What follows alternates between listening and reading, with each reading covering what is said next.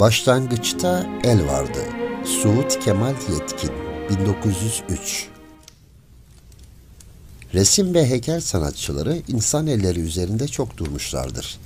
Bu duruş onların türlü güzelliklerinden çok yaşayan, duyan ve düşünen bir varlık oluşlarındandır.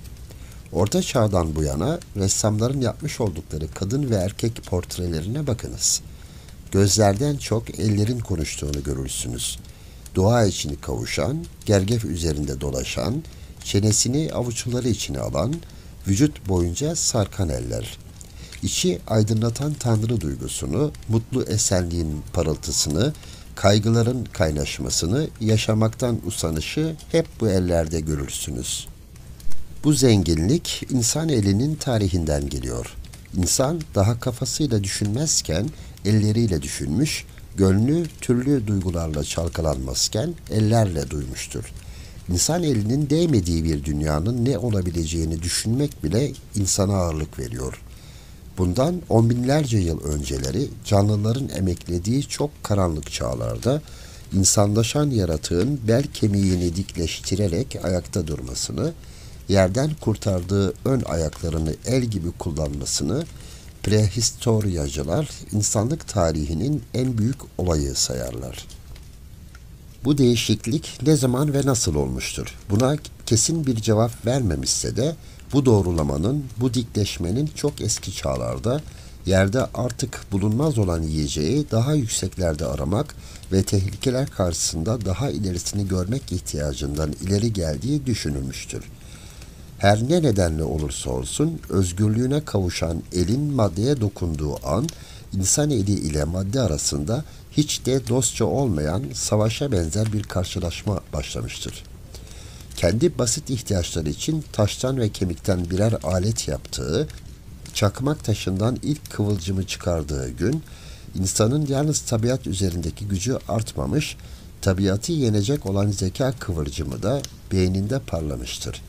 Yaşamak kaygısında olan insanın tabiatla boğuşmayı hızlandırdığı ölçüde zekasını da geliştirdiğini, eski çağlardan kalma taştan ve kemikten silahlar ve aletler, mağara duvarlarına çizilmiş resimler, kaba taşlarda, ağaç kütüklerinde bilinen türlü insan ve hayvan biçimleri de gösterir. İnsan, ellerinin sonsuz araştırmaları, denemeleriyle kendisini de bulmuştur. İnsan iki elli olduğu için hayvanların en akıllısıdır diyen Yunan filozofunun sözünü bu açıdan dikkate almak gerekir. Ama özgürlüğüne kavuşan el, insana yalnız düşünmeyi değil, beğenip beğenmemeyi de öğretmiştir. Kaba bir çömlek için lüleci çamurunu çeviren parmakların beklenmedik anlarda bir biçimi belirtmiş bulunması, bu hoşa gidince aynı hareketlerin bu defa istenerek tekrarlanmasıyla insanda güzellik duygusunu uyandırmış olması mümkündür. Düşünce gibi beğeni de insan elinin cömertçe, ölçüsüzce harcadığı hareketlerden doğmuş gibidir. İnsan geometri bilmeden su bentleri yapmış, mekanik bilmeden manivela kullanmış, matematik bilmeden parmaklarıyla saymıştır. Sanat ve güzellik üzerinde hiçbir bilgisi yokken mağara duvarlarını bugün bile değme ressamın yapamayacağı resimlerle donatmıştır. İnsanın daha konuşamadığı, dilinin çözülmediği çağlarda elleri konuşmuştur. Sözün kısası, bilim ve sanat diye övündüğümüz her ne varsa, hepsini insan elinin karanlıklar içinde çağlar boyunca yaptığı hareketlere borçluyuz. Michelangelo'nun Sistina kubbesindeki derin düşüncelere dalan peygamber İrmiya'yı aksakallı çenesini avuçları içine almış olarak görmesi, Rodin'in düşünen insanı çenesini içe doğru bükülen sağ eline dayamış olarak görmesi, Van Gogh'un bağrı dayanılmaz acılarla yanan ihtiyarı elleriyle yüzünü kapamış olarak sonrasızlaştırması boşuna değildir. Sanatçı insanda kafadan önce düşünmüş, gönülden önce duymuş olan eli, düşünceden ve duygudan nasıl ayırabilirdi? Söylediklerimizi insanlığın çocukluk çağı ile bugünkü insanın çocukluğu arasındaki benzerlik de destekler. Yeni doğan çocuk beşikten çıktı mı elleri ve ayakları ile yerlerde sürünür. Ayaklar gibi kullandığı ellerini yerden ayırarak Ayakları üzerinde dikilmeyi becerince bir araştırma, bir denemedir başlar. Çevresini yoklar, eline ne geçirirse ağzına götürmek, kırmak, kırdığını yoklamak, çıkan sese kulak vermek suretiyle duyuları ile birlikte zekası da işlemeye koyulur. Çocuğun bu emekleme yaşında egemen olan elleridir. Tıpkı insanlığın ilk çağlarında olduğu gibi. Bu bakımdan insanın kendi hayatında insanlığı özetlediğini söyleyebiliriz. İlk insanların resimleriyle çocuk resimlerini karşılaştırmak da bu gerçeği belirtir. İlk insanlarda çocuklar gibi resimlerinde gördüklerinden çok düşündüklerini göstermişler. Ama gelişince düşündüklerinden çok gördüklerine önem vermişlerdir. Evet, insanlık her şeyini insanın eline borçludur.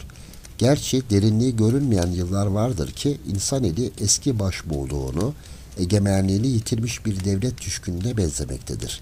Ama düşüncenin ve duygunun bocaladığı, sendelediği anlarda türlü hareketleriyle yardıma koşması, bulanık olanı durulaması, kişilerin çoğu zaman ancak yazarken düşünebilmesi, onun karanlık çağlardaki gücünü sanıldığı kadar pek de tüketmiş olmadığını gösteriyor.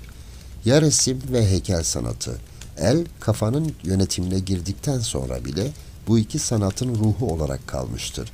Elleri olmayan bir Rembrandt, içini yakan duyguları o insanca düşünceleriyle ne yapabilirdi?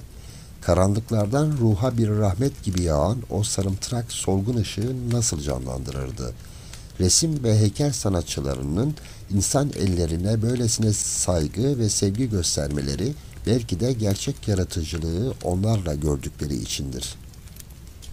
Gene Michelangelo, Sistina Kilisesi'nde güneşin ve ayın yaratılışını Tanrı'nın el işaretlerine bağlamamış mıdır? Fazıl Hüsnü Dağlarca çok sevilen Kabul şiirinde ben 3. Halim, haşmetli ve mukaddes, padişahlar padişahı, benim beyaz ellerimden başlar tabağımın sabahı demişti.